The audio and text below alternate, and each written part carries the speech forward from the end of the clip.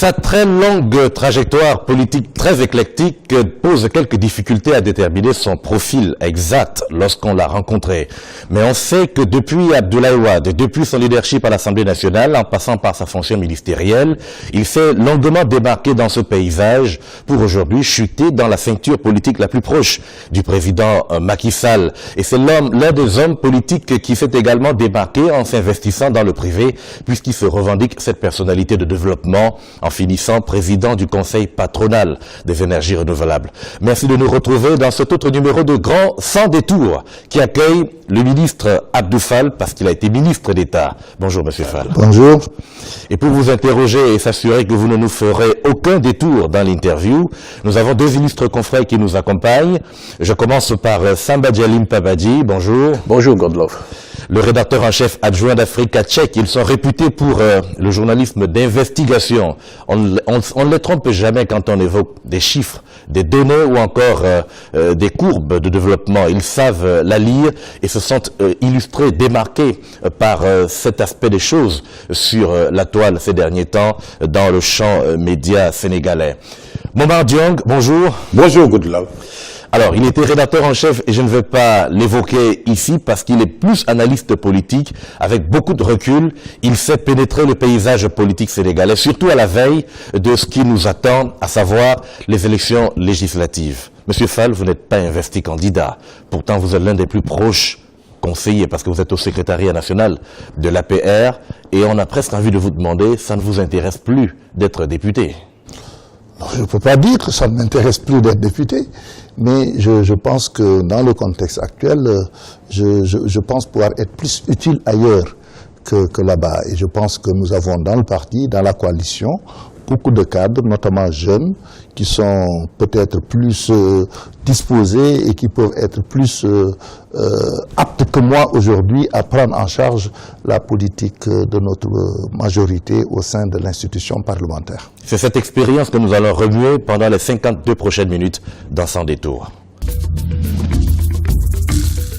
Sans détour donc avec l'ancien ministre Abdou Fall qui est notre invité, un invité pluriel, difficile à cerner quand même. Dans un premier temps, nous évoquons les échéances électorales. Dans un deuxième temps, le profil de l'invité, surtout cette personnalité qui fait dans la politique, mais brille beaucoup plus dans le secteur privé, ce dont on a le plus besoin, l'électricité, les énergies renouvelables. C'est tout à fait innovant et ça nous intéresse. Mais d'abord, sur les élections législatives de cette fin de mois, vous voulez laisser la place aux plus jeunes, à ceux qui veulent encore donner et vous voulez vous investir ailleurs. Mais est-ce que vous croyez que ces élections sont organisées de façon tout à fait impartiale? Est-ce que ces jeunes ont vraiment la possibilité de s'exprimer comme on le pense quand on regarde la façon dont les candidatures sont établies, notamment au sein de Beno Bokuyaka que vous connaissez très bien? Je pense que d'abord il faut s'entendre sur... Ce sont des élections à enjeu. C'est la première grande épreuve de la majorité depuis l'élection présidentielle de 2012. Parce que en 2012, c'est dans la dynamique de la présidentielle qu'on est allé aux législatives et dans cette dynamique de victoire, les choses étaient plus ou moins entendues, la cause était entendue dès le départ. Alors, c'est pourquoi une majorité large, confortable s'est installée, d'autant que c'était dans le cadre d'une coalition, parce que Bokuyaka c'est une coalition de coalition. Et à l'époque, l'ensemble des composantes de cette coalition étaient là.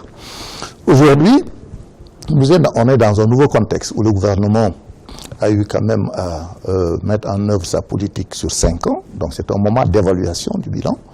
Et deuxièmement, on va vers une élection qui prépare les élections présidentielles, alors qu'avant l'élection présidentielle venait avant l'élection législative. Et troisièmement, on est dans un contexte global sur le plan national, sous-régional, africain et international, de débats politiques et de mutations en vérité. Parce que nous sommes dans un monde qui bouge et qui connaît des mutations extrêmement profondes et dans tous les domaines, et en particulier dans le domaine politique. Monsieur Fall, l'émission c'est Sans Détour, donc on ne fera pas de langue de bois. Je reprécise peut-être ma question. Est-ce que vous pensez que les jeunes qui veulent être candidats à la députation, à la représentation nationale, ont tous les mêmes chances Par exemple, pour ce qui est de Beno Bokuyakar, on est député du président ou député de la nation. À qui doit-on l'investiture? Vous savez, dans une démocratie, la fonction de député vous soumet à une double loyauté.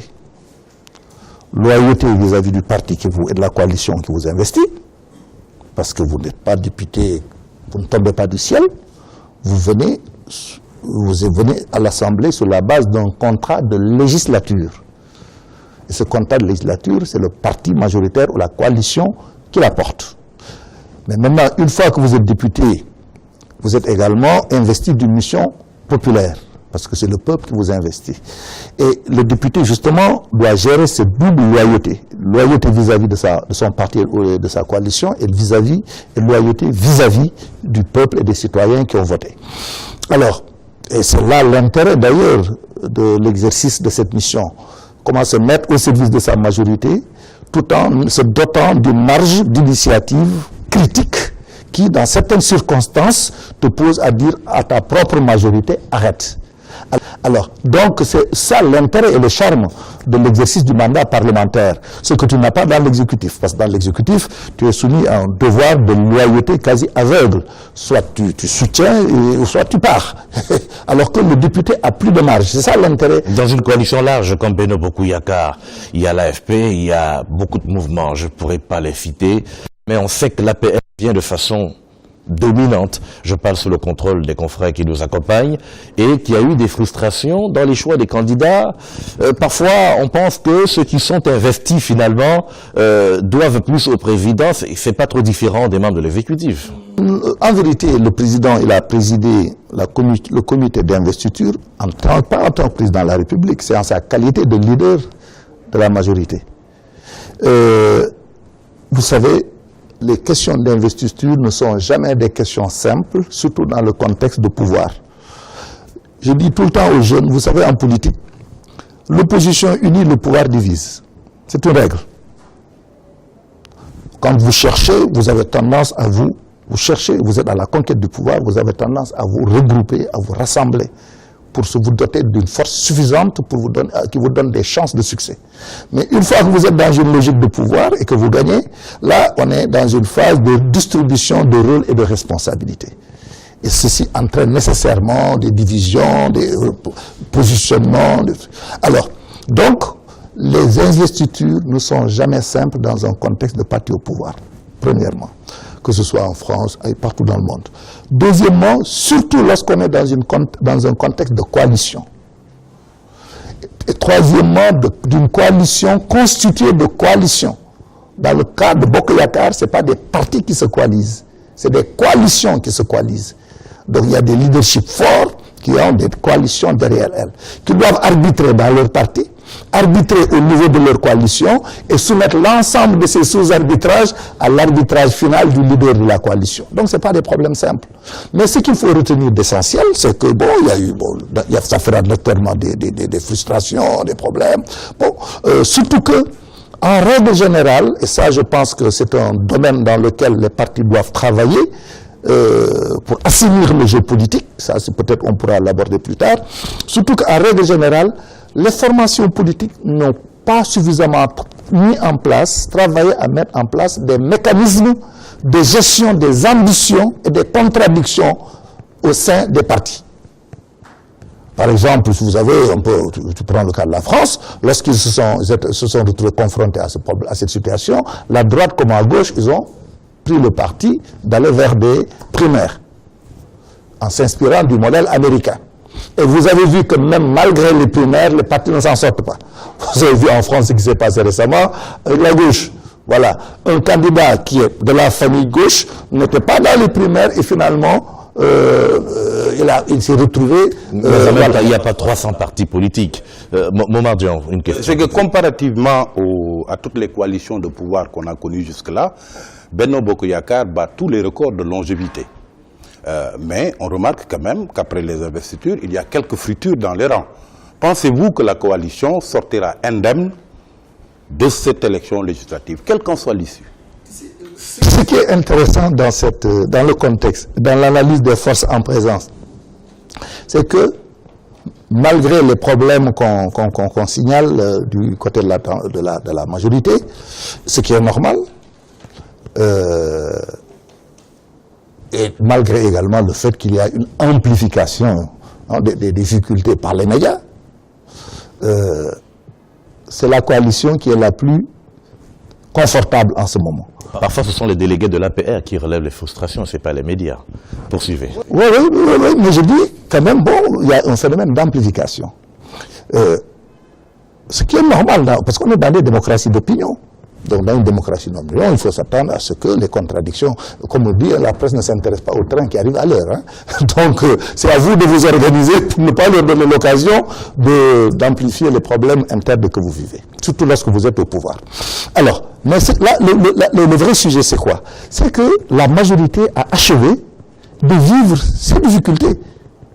Parce que déjà, vous vous rendez compte que si on analyse les forces en présence dans l'opposition, nous avons deux groupes majeurs auxquels la majorité fait face. Nous avons l'opposition traditionnelle, naturelle, constituée par le PDS et ses alliés. Mais nous avons une nouvelle opposition qui est pour l'essentiel issue de la majorité. Vous avez les Réunis qui étaient avec qui est parti. Vous avez les divisions internes des partis, les fractions des partis qui ne se reconnaissent plus, qui sont partis, que ce soit au niveau du PS comme au niveau de l'AFP. Et vous avez les autres forces qui ont quitté et qui aujourd'hui se constituent en un pôle autonome. Ils ont essayé de se regrouper, voilà, ça n'a pas fonctionné, et nous avons deux pôles en face de la majorité, le pôle de l'opposition traditionnelle, disons naturelle, que constitue le PDS et ses alliés, et le pôle de l'opposition interne. Ce qui d'ailleurs rend confortable le pouvoir, parce que le pouvoir se met finalement en position d'arbitre face à ce que j'appelle les primaires entre les deux pôles de la majorité qui se disputent le leadership de l'opposition finalement. Alors, on aurait été dans une situation tout à fait différente si le président Wade avait réussi à rassembler tous ces pôles de ce qu'il avait souhaité, parce que dans celle-là, il aurait pu constituer une alternative crédible et sérieuse, mais dès lors qu'ils se sont disloqués, aujourd'hui, le problème se passe plus entre les deux pôles de l'opposition qu'entre la majorité et l'opposition. Alors, donc c'est ça la nouvelle donne qui fait que ceux qui sont partis sont partis. Aujourd'hui, ils se sont constitués en pôle autonome face au pouvoir et ils se disputent le leadership de l'opposition. Et maintenant, la majorité s'est stabilisée avec les forces réelles qui se reconnaissent dans la majorité, dans la politique du gouvernement et qui se reconnaissent de façon stratégique dans l'accompagnement du président Macky Sall. Et c'est cette majorité qui s'est élargi entre-temps avec ce que vous appelez souvent les transhumants, voilà, mais qui constitue un socle suffisamment solide, je pense, pour sortir victorieuse de cette élection. C'est vrai que vous savez très bien de quoi vous parlez. Samba Djalim Pabadji. Alors, on est à la fin d'une législature que beaucoup, et même certains députés eux-mêmes, ont qualifié de pas très bonne, pour ne pas dire nulle. Le président du groupe, Benno Bokk Yakaar. Comment vous voyez la configuration de la nouvelle législature qui va venir après cette élection qui vient? Est-ce que vous pensez que, vu un peu les différentes investitures, les différentes forces en présence pour cette élection, on devrait avoir une législature qui se comporterait mieux, ou bien vous pensez qu'on va aller dans le même sens? Non, moi, je pense qu'on peut avoir, au sortir de ces élections, une nouvelle assemblée à configuration assez intéressante. Je pense que la majorité, le bloc majoritaire sortira victorieux, je le pense. Hein. Vous l'espérez? C'est pas que je l'espère, je le pense. Parce que toutes les conditions objectives sont réunis pour... De toute façon, le système électoral est fait tel qu'il serait difficile. Voilà, tout à fait. On a un mode de scrutin, d'ailleurs, dans lequel je me reconnais. Moi, je pense que dans le cadre d'un régime parlementaire, on n'est pas dans un régime parlementaire, on est dans un cadre d'un régime présidentiel. Il faut une stabilité institutionnelle et il faut un mode de scrutin qui donne quand même une majorité stable. Voilà. C'est pourquoi moi, je suis pour le mode de scrutin tel qu'il fonctionne. D'accord. Vous disiez que pour la nouvelle législature. Et donc, aujourd'hui, le problème pour moi, pour la majorité, c'est pas de gagner. Le problème, c'est bien gagner. Voilà. Alors, maintenant, quel que soit le taux de réussite de la majorité, il y aura quand même des pôles assez intéressants qui vont émerger. Nous avons l'opposition l'opposition naturelle autour du PDS, voilà, qui va quand même être présente. Est-ce qu'ils auront un groupe parlementaire ou pas? J'en sais rien du tout. L'autre, la nouvelle opposition issue de notre camp, je pense qu'elle sera présente, avec moins de chances d'un groupe parlementaire, je le pense.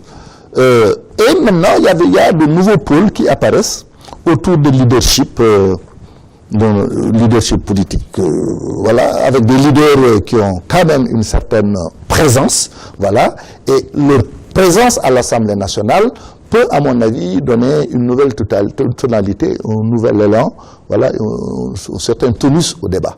Ce qui est, à mon avis, salutaire. Parce que ma conviction, c'est que aujourd'hui, il est temps, au sortir de ces élections, surtout après le référendum et l'adoption de la nouvelle constitution, qu'on aille résolument vers les différentes réformes, voilà, à entreprendre, y compris dans la modernisation du champ politique, pour que notre démocratie puisse évoluer. Parce que, quand même, nous avons pratiqué le multipartisme intégral depuis 1981. On l'a mis à l'épreuve sur une trentaine d'années. Je pense qu'il est temps qu'on l'évalue et qu'on évolue vers un système plus équilibré, avec des pôles majeurs pour réguler les jeux politiques et vraiment mettre de l'ordre dans ce qui de plus en plus apparaît presque comme une sorte de pagaille aux yeux de l'opinion. Et je pense que ce sont des tâches essentielles que l'opposition, y compris maintenant la question du leader de l'opposition, il faut la régler aussi. Par rapport à ce que vous dites, à quoi cela servirait si à chaque législative, on a une majorité écrasante en faveur du parti du président de la République? Est-ce que ce n'est pas cela qui inhibe un peu le rôle de l'Assemblée nationale? L'impact du pouvoir législatif. Vous savez, dans le cadre du régime présidentiel, nous on n'est pas dans un régime parlementaire. Vous savez, en politique, il y a des choix de régime. Soit on est dans un régime de président, soit on est dans un régime de parti. Lorsqu'on est dans des régimes de parti, c'est les partis qui décident. Lorsqu'on est dans un régime de parti, d'ailleurs, là, le mode score proportionnel est plus adapté pour que les partis les plus représentatifs puissent avoir une majorité qui leur permette de gouverner. Mais maintenant, le danger, c'est que si des majorités fortes ne s'expriment pas, ce sont les groupes minoritaires qui font la différence et qui installent l'instabilité. C'est ainsi que, dans certaines démocraties, un parti faible peut se retrouver chef de gouvernement, son leader peut se retrouver chef de gouvernement, du fait que les deux principales forces se neutralisent. Et là, généralement, ça crée une sorte d'instabilité dont nos pays, en tout cas, en ce qui me concerne, n'ont pas besoin. Alors, on est dans le cadre du régime présidentiel. Maintenant, dans le contexte du régime présidentiel, c'est comme on dit, le parti présidentiel au service du président, parce que c'est le lieu du pouvoir, c'est la présidence de la République. Alors, donc, il faut lui donner les moyens institutionnels d'exercer son pouvoir et lui donner les instruments qui lui permettent également d'appliquer sa politique. Alors, c'est pourquoi la stabilité d'un régime présidentiel va de pair avec une majorité stable. Alors, mais par contre, il y a des pays intermédiaires, le cas de la France, où le De Broglie, qui avait inspiré la Constitution, disait qu'on est dans un régime présidentiel à amortisseur parlementaire. C'est ce type de régime qui permet la cohabitation. Parce que le président a des domaines réservés et le Premier ministre a la responsabilité de la définition et de la conduite de la politique. Chez nous, c'est le président de la République qui a la responsabilité de la définition et de la conduite de la politique nationale, avec maintenant un Premier ministre coordonnateur de l'action gouvernementale. Vous ne pensez pas qu'il est temps qu'on aille vers un amortisseur parlementaire alors? Bon, je pense qu'au stade actuel, justement, ça, je disais tout à l'heure qu'il fallait qu'on fasse l'évaluation de notre système démocratique. Il faut qu'on l'évalue et que à chaque étape de l'évolution de notre société, qu'on se dote des instruments adaptés au niveau de Momar Diong. Dans le même ordre d'idée, on remarque que cette élection législative intervient dans une période charnière. 5 ans après l'accession du président Macky Sall à la magistrature suprême et à 2 ans du terme de son premier mandat. Il y a certains même qui rient sous cap en disant que le président a été rattrapé par le non-respect de son engagement de ramener son mandat à 5 ans. Est-ce que vous ne pensez pas, même si vous renvoyez la balle à l'opposition en disant que ces législatives seront une sorte de préliminaire pour eux, est-ce qu'il n'y a pas la hantise de la cohabitation qui pourrait quand même guetter la majorité présidentielle à 12 ans de la présidentielle. Honnêtement, de ce point de vue, je n'ai pas d'appréhension. Honnêtement. Je pense que les rapports de force politique entre la majorité et l'opposition ne le permettent pas. Et deuxièmement, notre mode de scrutin ne le permet pas. Mais en règle générale, on a remarqué, et vous l'avez dit tantôt, que comme la présidentielle précédait les législatives, dans la dynamique de la victoire à une élection présidentielle, le président pouvait avoir une majorité confortable. Mais aujourd'hui, on est dans la situation complètement inverse, où ce sont les législatives qui précèdent l'élection présidentielle. C'est là où se situe le risque. Ouais, il aurait pu y avoir si Wade avait réussi son opération d'unité de l'opposition. Mais dès qu'il l'a raté, c'est comme ce qui s'était passé en 2012. Parce que si vous vous souvenez, en 2012, si la dynamique Benno n'avait pas éclaté, ils avaient toutes les chances d'arriver au second tour. C'est parce qu'ils ont raté le coche. Donc le plus important, c'est gérer l'instant présent simplement, pour répondre à la question de Bomar. On gère l'instant présent et ensuite on verra. Non, on gère un rapport de force. Le rapport de force, c'est quoi? C'est qu'aujourd'hui, je pense que sur la base du bilan que le gouvernement va défendre, et c'est pourquoi d'ailleurs la tête de liste, le Premier ministre a justement cette mission de défendre son bilan devant le pays, mais sur la base également de la stabilité de l'actuelle majorité et de son élargissement. Et face à cette dislocation des forces de l'opposition, je ne vois pas les conditions de ce que les gens pourraient appeler une cohabitation. Alors, pour prolonger dans la question de Momar, sans parler de cohabitation, vous êtes entré à l'Assemblée nationale en 1998 pour le PDS. Vous vous souvenez des élections de 1998 qui ont précédé la défaite de Diouf en 2000 et la victoire de Wade. Donc, est-ce que vous ne craignez pas le même scénario, puisqu'on est dans le même contexte, on est dans des législatives qui se tiennent 2 ans avant la présidentielle? Le contexte de l'époque était caractérisé par le fait qu'un leadership dominant existait dans l'opposition. À l'époque, en 1998, lorsque moi je battais campagne pour que toute l'opposition se regroupe derrière le président Wade, pour créer les conditions d'une cohabitation à l'époque, parce que pour moi, lorsque je parlais de cohabitation, ce n'était pas pour qu'on cohabite. Je parlais de cohabitation pour qu'on démontre que le pouvoir actuel était devenu minoritaire et qu'on pouvait même aller vers des présidentielles anticipées. Il ne faut pas se faire d'illusions. Moi, j'étais dans cette logique-là. Alors, ce qui se passait, c'est que pendant 20 ans, l'opposition est allée en rang dispersé de 78 à 98 et à chaque élection, le leadership du président Wade s'affirmait et se consolidait. C'est pourquoi je leur ai dit, 20 ans de primaire, ça suffit.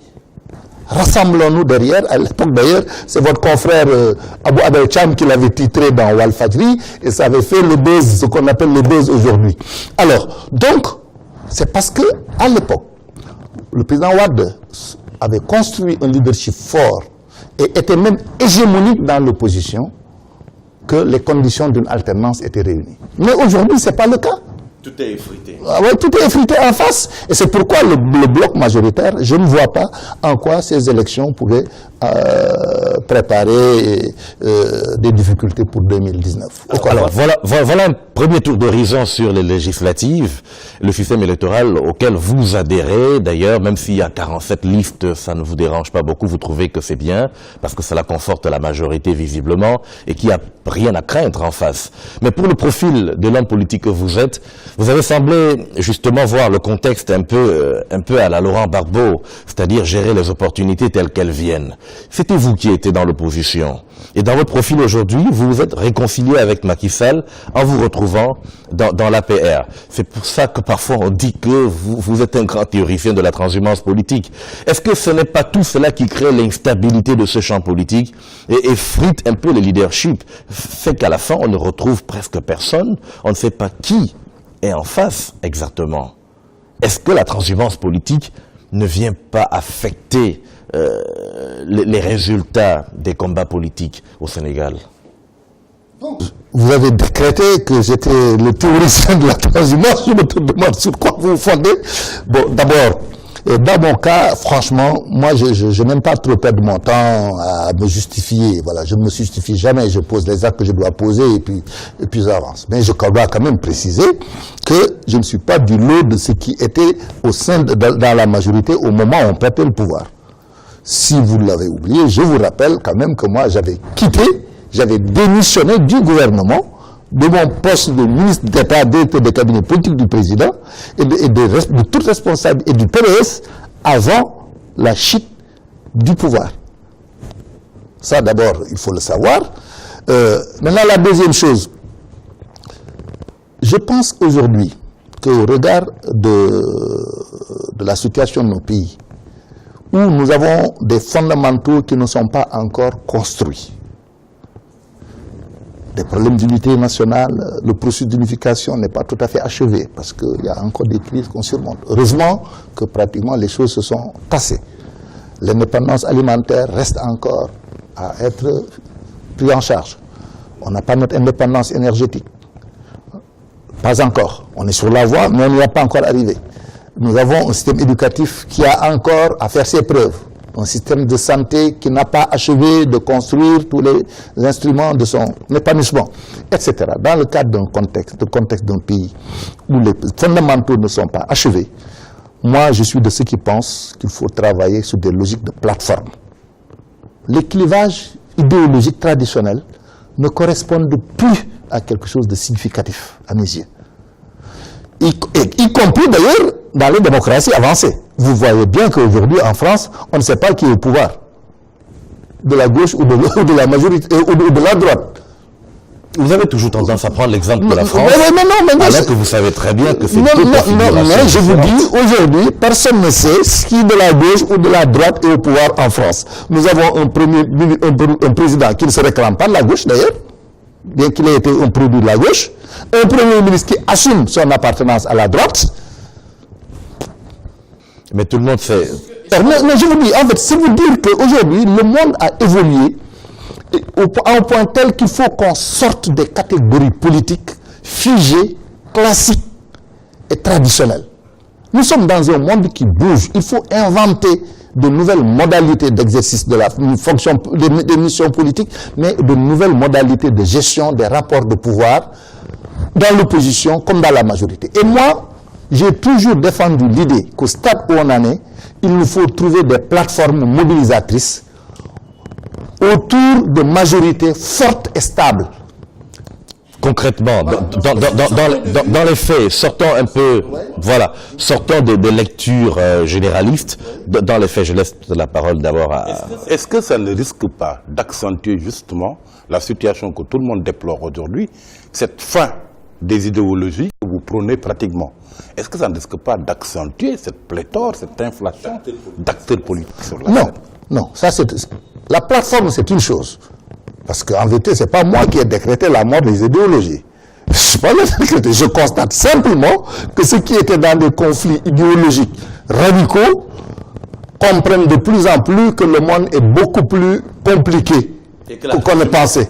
Non, je ne raisonne pas en termes de transhumance, je raisonne en termes de plateforme. Je dis, aujourd'hui, au Sénégal, il est possible de mobiliser tous les Sénégalais, en tout cas qui le désirent, autour d'une plateforme. Que valent les plateformes si elles ne durent qu'un mandat ou moins? La plateforme, c'est quoi? Écoute, prenons le cas du PSE. Le plan Sénégal émergent constitue, à mon avis, un socle intéressant pour construire une majorité dans la durée. Dans la durée. Samba Djalim Papa. C'est tout. Est-ce que vous êtes en train de théoriser la fin des oppositions? Parce que s'entendre sur des cadres globaux ou sur des plateformes essentielles, c'est une autre. Ça ne veut pas dire qu'on ne doit pas rester dans l'opposition quand on perd le pouvoir. Aujourd'hui, la question qui se pose, pourquoi chaque fois qu'il y a un changement de pouvoir, on voit un personnel politique toujours les mêmes qui se retrouvent du même bord? et qui vont rejoindre le camp du pouvoir. C'est ça, fondamentalement, c'est ça la question. Est-ce qu'on est obligé d'être tout le temps dans cette configuration? Non, mais écoute, tout le monde ne se reconnaît pas dans la majorité. Il y a même des forces de la majorité qui ont quitté la majorité, qui se mettent aujourd'hui dans l'opposition. Mais il y aura toujours une opposition dans une démocratie. Parce que dans votre cas précis, Abdou Fall, à l'époque, on sait très bien que les rapports avec Macky Sall n'étaient pas vraiment les meilleurs rapports qu'il fallait avoir lorsqu'il était à l'Assemblée nationale. Et vous êtes parti, c'est vrai, du système en place avant la chute du pouvoir, mais vous n'aviez pas de très bons rapports avec Macky Sall. Et une fois que Macky Sall est devenu président, vous êtes devenu membre du secrétariat national de l'APR. Vous avez mal suivi alors. Vous avez mal suivi alors. Ce qui s'est passé, oui. Ce qui s'est passé, c'est quoi? C'est que Macky, on était très proche dans la majorité. Jusqu'à ce que vous lui demandiez de partir de l'Assemblée nationale. Oui, oui. Très proche. Et je pense que je fais partie de ceux qui l'ont le plus soutenu au sein de la majorité dans la période comprise entre 2006 et 2008. Parce que dans cette période, lorsqu'il a été nommé Premier ministre, beaucoup de cadres et de caciques du parti n'acceptaient pas son leadership au niveau du parti comme au niveau de l'État. Et à ce moment précis, j'ai fait partie de ceux qui ont été le plus proches collaborateurs de Macky. Maintenant, lorsqu'il y a eu la crise à l'Assemblée, moi, ce qu'il faut savoir, c'est que pendant qu'on était ensemble, moi, je gérais mes propres contradictions au sein de la majorité. Doucement, déjà, avant même la crise de l'Assemblée, la première fronde qu'il y a eu dans le parti, j'ai fait partie du groupe qui l'a porté en 2001, à la veille des législatives, parce que je sentais des dérives, premièrement. Et deuxièmement, en 2004, j'ai eu à démissionner de toutes mes fonctions politiques et d'aller suspendre mes activités politiques parce que je ne me reconnaissais plus dans la manière de gérer. Et j'ai été le seul cadre du PDS pendant le deuxième mandat de 2007 jusqu'à mon départ du gouvernement en 2011 à poser la nécessité de nous mettre autour d'une table pour mettre en place un dispositif. En 2011, vous n'avez plus le même rapport avec Macky Sall. Oui. Donc, Macky, on a été ensemble à l'Assemblée de 2007 à 2008. À 2008. C'est à ce moment qu'il a eu des problèmes avec le président. Lorsque les problèmes... Non, doucement. Lorsque les problèmes se sont posés, en ce qui me concerne moi, je ne pensais pas, à mon âme et conscience, que c'était la rupture qui était la solution. Je pensais que c'est à l'interne qu'il fallait se battre pour surmonter les problèmes internes. Lui, il était dans une logique de départ à un moment donné. Et c'est sur ce point qu'on a eu des divergences. Donc, il est parti, je suis resté. Vous devez le reconnaître. Ah ben, tout à fait, il est parti, je suis resté. Et lorsque je suis resté et qu'à l'arrivée, j'ai constaté moi-même qu'il avait raison, il n'y avait plus de solution à l'interne, c'est à ce moment que j'ai quitté. Mais quand j'ai quitté, j'ai négocié un divorce à l'amiable avec le président Wade. Je n'avais pas envie d'avoir une séparation conflictuelle. Je me suis mis en réserve. J'ai lancé mon mouvement. Et en 2012, j'ai voté en tant que citoyen, à mon âme et conscience. Oui, il y a eu... Et c'est après les élections, quand moi, il a été élu, je lui ai écrit, c'est moi qui lui ai écrit pour le féliciter, et lui dire ma disponibilité à l'accompagner. Il m'a reçu. La plupart des anciens cadres du PDS. Non, pourquoi pas? Moi, je n'ai aucun problème pour assumer ma démarche. Ce que je dis, migrer vers c'est pas de la pouvoir. migration. Non. Moi, c'est celui qui a perdu le pouvoir et qui court derrière le nouveau conquérant du pouvoir que vous pouvez qualifier de ces mots-là. Mais moi, j'ai assumé mes luttes à l'intérieur du régime et j'ai pris des risques que rares sont les Sénégalais qui sont capables de les prendre. Moi, j'ai eu à 2 fois, voilà, j'ai démissionné du parti au pouvoir, j'ai démissionné du gouvernement. Ensuite, vous êtes mis à la disposition. Non. J'ai développé ma propre ligne dans un mouvement citoyen. Et après, maintenant, quand il a gagné, je l'ai félicité. Il a pensé, nous avons tous les deux pensé d'ailleurs, qu'il était utile qu'on puisse se retrouver. Et je le soutiens. C'est aussi simple que ça. Très bien. Il m'a semblé que récemment, vous avez regretté le système des 4 courants qu'avait mis en place le président Senghor, en saluant la qualité de visionnaire qu'il avait. par rapport à une situation comme celle qu'on vit. Est-ce que ce n'est pas vers ce système-là qu'il faudrait retourner, plutôt que de promouvoir la création de plateformes où ce sera une situation confuse comme celle qu'on est en train de vivre? Non, les deux approches ne sont pas contradictoires. Vous savez, nous on a vécu une expérience très intéressante. Parce qu'encore, on ne peut pas gérer des problèmes complexes avec des solutions simples. Les problèmes complexes appellent des solutions complexes. Aujourd'hui, vous vous rendez compte que de plus en plus, les acteurs politiques voient qu'ils n'ont aucun avenir en dehors de coalitions. C'est les coalitions qui gagnent et c'est les coalitions qui gouvernent. Parce que les partis politiques ne pèsent pas. Doucement, doucement. C'est plus compliqué que ça. Mais, par exemple, dans chaque coalition, il y a un parti dominant. C'est comme ça que ça fonctionne. Alors, nous déjà, au RND, en 1975, lorsque le Cheikh Anta et les Babacar Niang prenaient l'initiative de créer le RND, ils s'étaient adressés à toutes les forces de gauche de l'époque. Et l'idée de développer ce qu'on appelait à l'époque la pratique de la double appartenance était déjà lancée en 1975. Demander à des formations politiques de rejoindre le RND, qui était un rassemblement, donc une alliance, autour d'une plateforme commune, qui était le programme, tout en gardant son autonomie organisationnelle. Ce que le RND théorisait en 1975, c'est ça qu'on est en train de pratiquer aujourd'hui sans le théoriser en 2017. De plus en plus, les gens s'entendent sur des plateformes et des partis se regroupent autour de cette plateforme, derrière un leader, gagnent ensemble et gouvernent ensemble. Donc, moi je dis que... Vous avez dit et gouvernent ensemble. Et gouvernent ensemble. Je voulais juste me rassurer que j'ai bien compris. Pour gagner ensemble et gouverner ensemble. C'est ça que, moi, je pense que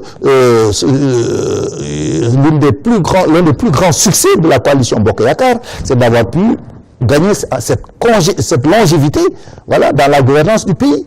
Depuis 5 ans quand même, la coalition, bon an, mal an, elle tient globalement. Donc ça signifie que c'est assis sur du sérieux et sur du solide. Alors, donc, moi, je ne trouve pas contradictoire le fait qu'on puisse travailler sur cette plateforme tout en constituant des pôles significatifs, politiques significatifs. Donc je ne suis plus dans des courants socialistes, bon, à l'époque de Senghor, mais je suis plutôt favorable à la construction de pôles majeurs autour desquels les gens peuvent se regrouper. Alors, maintenant, ces pôles-là, pour moderniser le jeu politique, il est temps qu'on s'entende sur un minimum de règles. Moi, je ne suis pas pour la dissolution administrative. Le droit et la liberté de s'organiser doit être respecté et garanti aux citoyens. Mais par contre, on doit soumettre les formations politiques à des tests de représentativité. Voilà. Et qu'on décide que les partis représentatifs puissent se retrouver et avoir un statut particulier. Et que le statut de leader de l'opposition aussi soit reconnu pour qu'on aille vraiment vers une démocratie plus apaisée. Et que le dialogue puisse être institutionnalisé entre majorité et opposition. Ce qui ne signifie pas pour autant que les gens pourront garder chacun leur vision des choses. C'est quand même étonnant. J'ai l'impression que les gens dont vous veulent réinventer la roue ou enfoncent des portes déjà ouvertes. Et qu'est-ce que des tests de responsabilité pour des partis politiques si ce n'est des élections? Oui.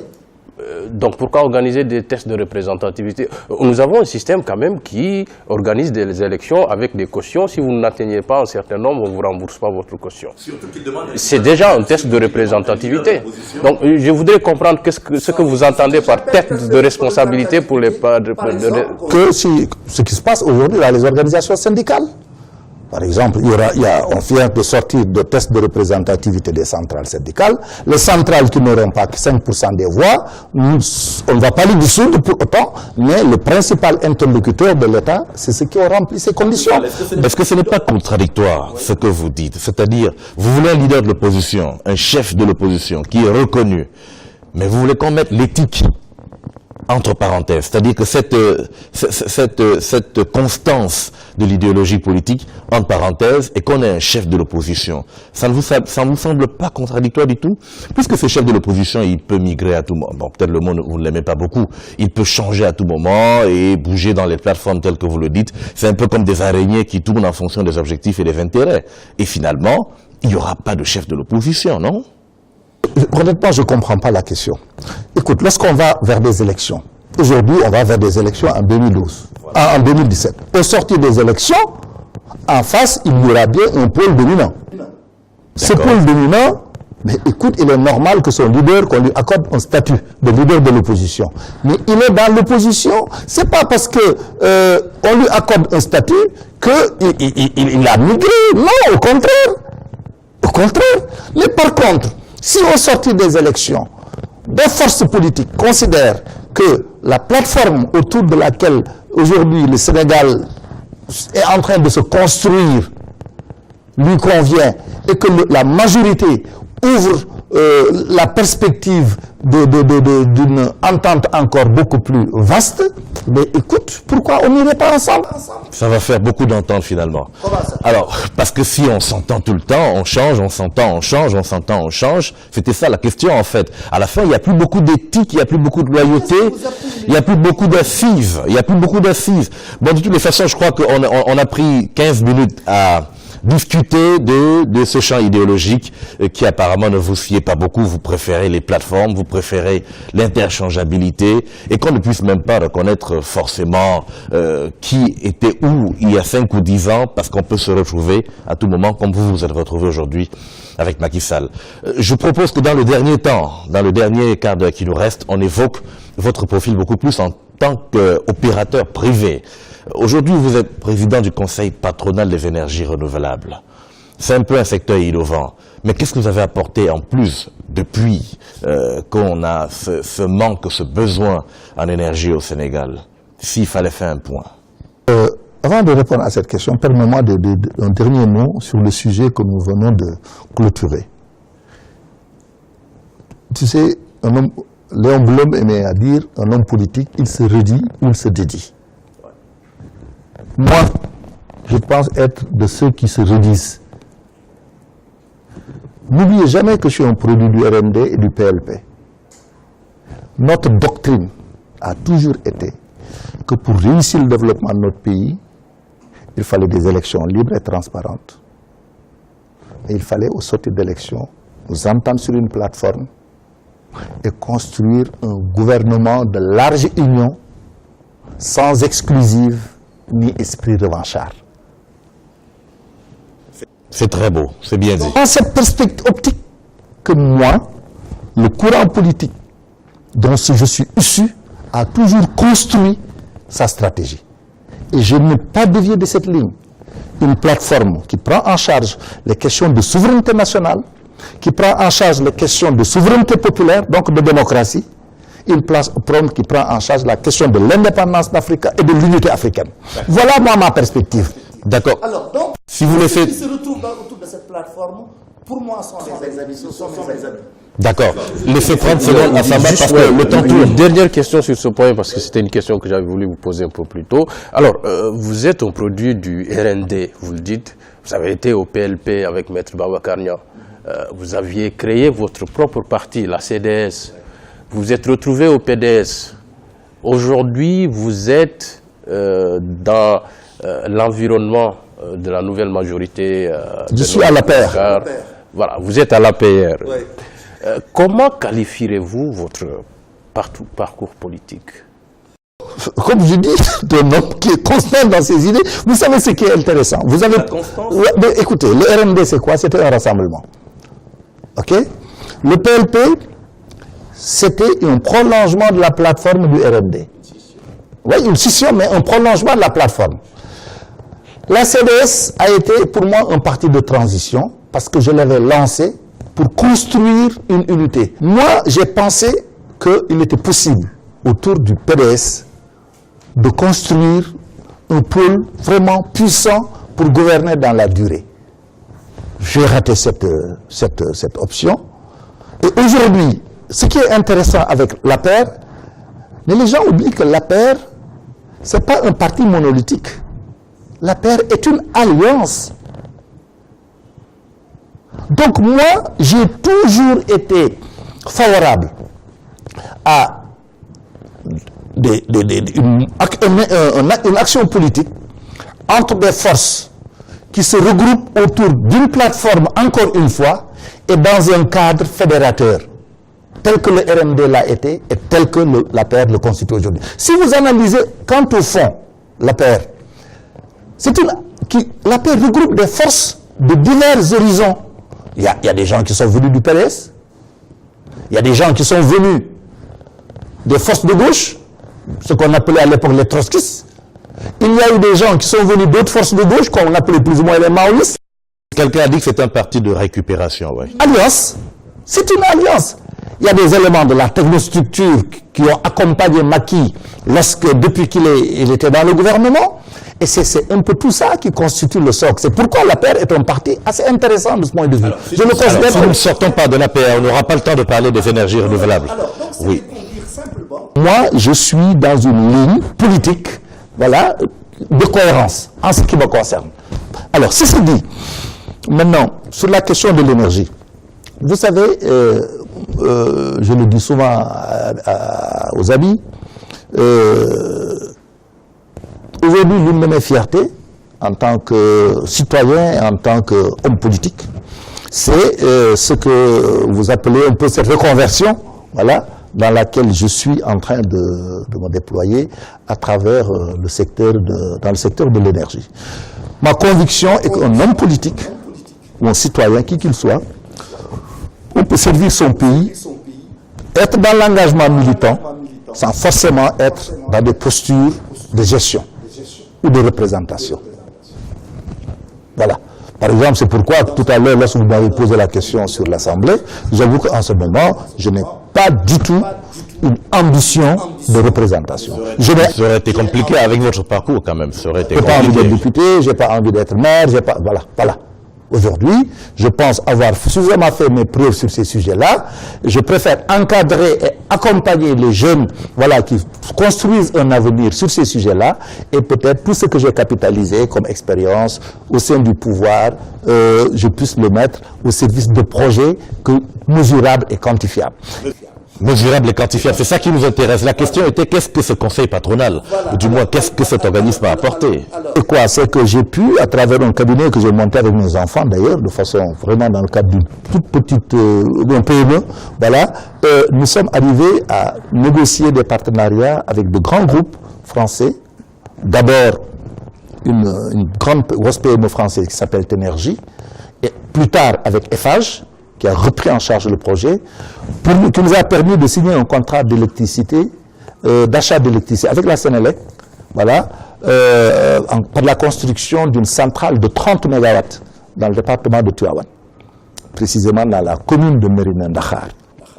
C'est très bien, mais 30 MW, qu'est-ce que ça représente?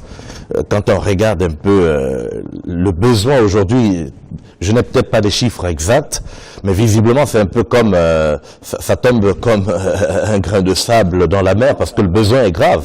Dans notre puissance installée actuelle, nous produisons actuellement entre 800 et 900 MW. C'est ça la production nationale disponible en ce moment. Donc quand on apporte 30, écoute, c'est quelque chose. Avec un investissement de près de 30 milliards de francs CFA. Mais c'est ça notre projet. Et qu'est-ce que vous attendez du pouvoir? Qu'est-ce que vous attendez des pouvoirs publics? En vérité, ce qui a rendu possible cette initiative et ce projet, c'est quoi? C'est que c'est le gouvernement du Sénégal, le président de la République, a décidé, dans le cadre de notre politique de mix énergétique, de mettre 20% d'énergie renouvelable, c'est-à-dire d'énergie propre, solaire, éolienne, hydroélectricité et biomasse dans notre mix énergétique. Parce que nous sommes dans un contexte de transition énergétique. Aujourd'hui, tout le monde sait que pour ce qui concerne les questions climat, l'avenir du continent se joue en Afrique. Parce que nous sommes le seul continent à avoir encore un potentiel d'industrialisation pratiquement sans limite. Et si on arrive à nous industrialiser à partir de sources non polluantes, nous aurions contribué de façon puissante dans la lutte contre les changements climatiques. Alors, pour cela, il faut arrêter beaucoup de machines. tout à fait. Et c'est de ce point de vue que nous considérons que le Sénégal, qui s'est fixé l'objectif, l'ambition d'avoir 20% d'énergie propre dans son mix énergétique, donc d'énergie non polluante, réussit là une prouesse extraordinaire. Et déjà, en fin 2017, parce que déjà 3 centrales sont maintenant réceptionnées. Sinon, il y a déjà les 2 centrales de Bokhol et de Malikounda qui mettent déjà 20 mégas dans le réseau. La centrale de Sinthioumékhé qui a été réceptionnée il y a 2 jours qui va mettre 30 mégas dans le réseau. Nous avons notre centrale qui va être mise en service au mois d'octobre qui va aussi mettre 30 mégas dans le réseau. Nous avons la centrale de Diass qui va sortir et celle de Kayon qui vont sortir. Kayon c'est 20 mégas, Diass c'est 15 mégas. Plus d'autres centrales, notamment... Les délais courts, dans les délais courts. Tout ça dans l'année 2017. Et déjà, en 2018, nous aurons 50 mégas d'éoliennes à Taïba-Niaï. Donc, aujourd'hui, en fin 2017, nous allons dépasser même l'objectif de 20% d'énergie renouvelable. Mais ça va être une véritable révolution en Afrique et dans le monde. Il n'y a pas aussi une contradiction. C'est vrai qu'il y a tous ces projets pour les énergies propres, les énergies renouvelables, le solaire, l'éolienne, la biomasse. En même temps, le gouvernement est en train de développer un projet de centrale à charbon, alors qu'on veut justement avoir des énergies propres. Est-ce que ce n'est pas à la fois contradictoire? Est-ce que c'est une centrale qui est nécessaire? Bon, vous savez, en général, ce qu'il faut reconnaître, c'est que partout dans le monde, aujourd'hui, c'est le mix énergétique qui s'applique. Vous voyez les pays développés, ils utilisent aujourd'hui tous les pays européens pour l'essentiel ont réussi leur développement économique à travers l'énergie nucléaire.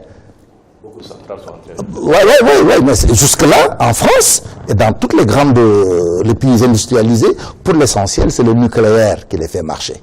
Bon, il y en a aussi, par exemple, on prend un pays comme la Chine, qui fait partie des pays émergents, ils sont dans le charbon. Le charbon occupe une place importante.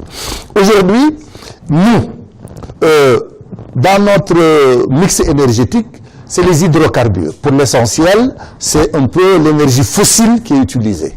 Voilà. Sur cette énergie fossile-là, nous avons une toute petite part d'hydroélectricité avec Manantani, qui n'est pas significative. Mais nous avons beaucoup de grands projets sous-régionaux parce qu'on est en train d'interconnecter le réseau au niveau des 15 pays de la CEDEAO. Et ça fait partie des grandes avancées que nous sommes en train de faire dans la sous-région qu'on n'intègre pas suffisamment. On ne se rend pas compte aussi que l'OMVS est un des instruments d'intégration les plus performants que nous avons également aujourd'hui en Afrique et même qui s'est cité en modèle dans le monde. Donc il y a des avancées très importantes qui sont en train de s'opérer dans ces secteurs et c'est pourquoi moi, je préfère gérer le réel. Le réel c'est quoi? Jusqu'à ce que le pétrole, je suis convaincu que si les traces de le gaz avaient été découverts avant, le Sénégal ne se serait pas lancé dans le charbon. Parce que le charbon présente la particularité d'être également... le problème sera la distribution après, pour tout ce que vous faites. Alors c'est pourquoi d'ailleurs on est en train de combiner et la production et le transport, parce qu'en vérité c'est là aussi un autre sujet d'investissement extrêmement important. Vous l'avez évoqué. En 15 secondes, Momar, parce que c'est terminé. Esquissé, au-delà des questions énergétiques, d'autres perspectives réjouissantes, c'est les ressources du pétrole et du gaz. Mais on a vu toute la polémique qu'il y a eu autour. Selon vous, qu'est-ce qu'il faudrait faire pour en tirer le maximum de profit? Il faut que ce débat, qu'on puisse l'aborder de façon saine et sereine et sur une base patriotique. Le pays est en train de changer de statut. Avec le pétrole et le gaz, et l'énorme potentiel que nous avons dans ces deux secteurs-là, je pense que nous allons être le 7e producteur gazier au monde. On va avoir des ressources qui peuvent nous permettre vraiment de financer de façon durable notre développement et d'aller résolument dans la voie de l'émergence. Donc, il est fondamental que les différents acteurs du pays abordent cette question dans un esprit nationaliste, ce qui ne signifie pas qu'on ne devra pas mettre en place un système de veille et de contrôle qui garantisse une utilisation la plus juste, la plus optimale possible de cette ressource. Et je vois que quand même, tous les instruments que le gouvernement du Sénégal et le président de la République sont en train de mettre en place sont des instruments objectivement, qui aide à gérer cette ressource de façon saine et de façon transparente. Espérons donc que votre message ne tombe pas dans les oreilles d'un sourd. Toujours est-il que dans le domaine des énergies renouvelables, s'il y avait une dizaine d'Abdou Fall, peut-être qu'on irait un peu plus vite, c'est-à-dire qui innovent de cette façon, sans être forcément dans l'une des dizaines d'agences proches du gouvernement qui gravitent autour de l'action publique et qui parfois coûtent un peu cher en termes de fonctionnement du train de vie de l'État. Merci en tout cas d'être venu dans Sans Détour. On espère que vous avez répondu à nos téléspectateurs à leurs préoccupations sans détour. Merci à Samba Djalim Pabadi de Africa Tchèque. Merci à l'analyste politique Momar Diong de nous avoir accompagnés pour interroger l'ancien ministre d'État, particulièrement aujourd'hui président du Conseil patronal des énergies renouvelables pour cette très belle lecture de l'actualité politique. Et à très bientôt sur Sans Détour pour d'autres surprises. Au revoir.